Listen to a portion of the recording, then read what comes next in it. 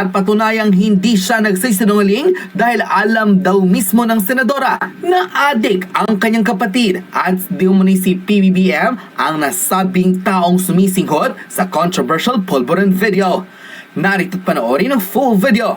Hinahanap ni Senator Amy ang pulburon video na yan for 2 years. Kasi para gamitin niya sa kanyang kapatid para hawakan niya sa leeg at kay Lisa Tanas. Kaya lang naunahan ko. Senator Amy, magsalita ka kung mahal mo ang Pilipinas, which is I doubt it. Diba? Hinahanap mo yung pulburon video na yan. Okay? Inilako yan sa'yo. Yung video na yan. Pero ayon sa aking source, ay ayaw mong bilhin nung time na yon. Nilako daw yan eh. Okay? So para gamitin mo kay Marcos Jr. sa kapatid mo para gumawa ng tama or what? At wala kang balak ilabas ang video. Kaya ako na naglabas. Mga kababayan, wala naman pala talagang balak ilabas si Amy Marcos na ilabas ang video na yan kung siya ang may hawak niyan. Gagamitin lang niya para sumunod sa kanya yung kanyang kapatid. Huwag tayo magsisinungaling dito. Malalaman ng taong bayan. Okay? Ang mga bagay-bagay. Okay? Huwag tayong magsisinungaling, Senator Amy Marcos. Kung gusto mong iligtas ang sinasabi mong mahal mo ang bayan, ngayon magsalita ka na. Pareho tayong naghahanap ng video, di ba? Naghahanap ka, naghahanap ako. Kaso nauna ako nahanap yan.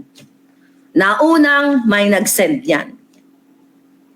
Now, ako inilabas ko kasi wala akong vested interest. Inilabas ko yung video na yan para malaman ng taong bayan. Hindi para itago kasi kukontrolin ko si Bangag. Yan ang totoong kwento niyan, mga palangga. Alam ni Senator Amy na may video. Hindi lang niya ako kayang kontrolin na para i-keep yung video na yan. Now, sinasabi ko sa inyo yung totoo, magkaalaman na tayo dito. Alam ni Senator Amy na adik ang kapatid niya. Diba, Senator Amy, anong sasabihin mo? Sabihin mo na ngayon, uunahan ko na. Diba, ang sabi mo, na kapag lumabas na yung video, ang sasabihin mo sa kapatid mo, magpahinga ka na lang muna, bongbong. Mag-relax ka muna. Yun ang sabi mo eh. O, asan ka na? I'm waiting for you. Alam po ni Amy Marcos ang video na yan. Alam niya na yung video na yan ay ang kapatid niya. Total, gusto niyo akong kasuhan at gusto niyo makipag-coordinate ka mo dito sa Amerika. Okay? Asan na? 3 days na yata. Di ba? 3 araw na nakalipas. Gibo, asan ka na? Alam ni Amy Marcos ang video na yan. Hindi lang niya kayang kontrolin ang isang maharlika na hindi ipalabas yan. Now, you know, marami pang storya na kailangan nyo malaman. Do you think para sa inyong kaalaman? Kaya, di ba sabi ko sa inyo, antayin natin. In the past, sabi ko, antayin natin kung anong gagawin ni Senator Amy. I'm still giving her the benefit of the doubt. Sige, June 30, sabi 3rd week of July. Ano na? Once na mag-turn over si Inday, i-turn over niya yung what you call it, yung pagiging sekretary niya dyan kay Angara. Asan ka na, Senator Amy? Ayun, binukelya ko na.